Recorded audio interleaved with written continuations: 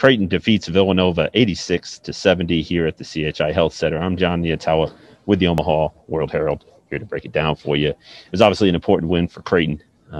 Clearly the best win on the resume for the Jays, who maybe were lacking that kind of signature win up to this point. They've had some good wins, sweeps over Seton Hall, St. John's, but nothing like this.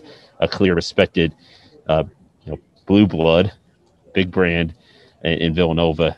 That was important for Creighton to do that, and also to, close the gap in the Big East standings. Like, it's a weird year, and Villanova's played fewer games than the Jays in terms of in league play, but obviously Creighton doesn't want to make any excuses. Like, it still wants to hoist another banner, celebrate with a trophy. Like, it wants to win another Big East championship, and to do that, it's got to pick up some wins and again, like I said, close the gap against Villanova. So that was important to do that today. The Jays still trail Villanova in terms of percentage points, but they actually do control their own destiny. You knock on wood, because obviously you don't know what's going to happen with the games. But if all the games are played and Creighton wins out, it wins at least a share of the Big East title. So we'll see how that race plays out. But obviously for those reasons, it was important. And the other thing too was kind of proving yourself to yourself, almost. Like, I feel like Creighton has known for a while, or been pretty confident about what it's capable of, but it hadn't yet shown its full potential on the court. And today against Villanova, it did that. How to do that? Well, a lot of ways. I mean, it was an all-around complete performance from Creighton, led by its star point guard Marcus Zegarowski, who kind of set the tone from the start. I thought his back-to-back drives to the bucket early in the game proved that Creighton could get downhill against Nova and attack the rim. That was kind of part of the game plan. The Jays knew that Villanova was going to stick close to shooters, especially in the help side defense, which opened up opportunities to go inside, but the Jays had to do it and take advantage of it. And Marcus Zegarowski going right at him from the start, I think, gave some confidence to himself and the other players. I mean, 12 of Creighton's first 15 points were in the paint. And then Marcus went in again and got fouled and got 2 more free throws. So, like, that was to me, it was a clear sort of sign of what Creighton wanted to do. And then it opened things up, and guys got open from the 3-point line. And obviously Creighton hit its 3-pointers, 12 of 26 from 3. It's obviously really pivotal when you're playing a team like Villanova, the number 5 most efficient offense in the country. You got to score with them. And Creighton did a good job of following its game plan offensively and making the open shots when it needed to. And you credit Mitch Ballock too, who maybe was a little quiet in the first half. I mean, that was mostly because Marcus Zegarowski stole the show, but in the second half, Ballock came alive and knocked down his first 5 3-pointers and helped Creighton stretch the lead.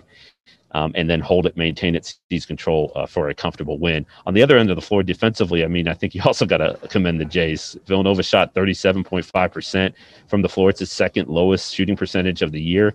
Again, this is an offense that has a ton of weapons. All 5 starters average double figures, and seemingly all 5 of those guys can beat you outside or inside. They've got so much versatility.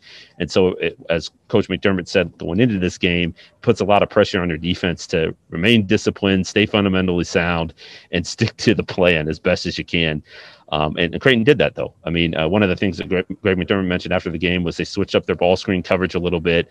They kind of, Villanova is going to get its threes. Like, that's Villanova's offense. They shoot a lot of 3-pointers. So what threes are you willing to give up? And in Creighton's estimation, what the coaching staff decided is, like, maybe we can give up those pull-up 3-pointers off ball screen. So when Villanova set up ball screen, Creighton's help defenders sort of flashed for a second and then recovered back, which gave Villanova shooters the opportunity to do kind of the one dribble pull-up, the pull-up 3-pointers off, going around the ball screen and pull up for a 3.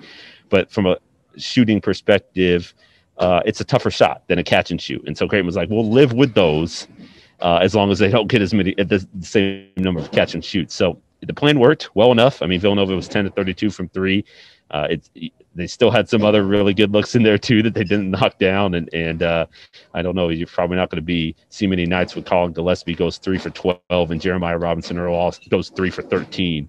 Those guys are really good offensive players, and for them to both finish with 8 points obviously hurt Nova, but I think you got to credit Creighton's defense. The energy was there, the activity was there, and eventually it started slow. Creighton did on the glass, but eventually the Jays kind of maybe sorted through their problems there on the glass and kept Villanova off the offensive rebounds, and Creighton was able to stretch its lead out. So obviously a big win for Creighton, and now the Jays are going to take 11 days off before their next game. They kind of built this natural break in the schedule to make up games, and Creighton doesn't have any games to make up, so the Jays will take the time to work on themselves, practice, get some of those reserves, some more reps to kind of bring their confidence up, because obviously they're going to need them in the final stretch run of the regular season and into the postseason. So appreciate you watching. That'll do it here from the CHI Health Center. Again, Creighton defeats Villanova 86-70. For more coverage on this game and the Jays in general, omaha.com/Jays. We'll have all the reaction to the win Saturday and plenty more. And also, we got a newsletter, a Creighton newsletter, exclusive content for Jays fans. Sign up, omaha.com/newsletters. That'll get you all the goods. So again, thanks for watching.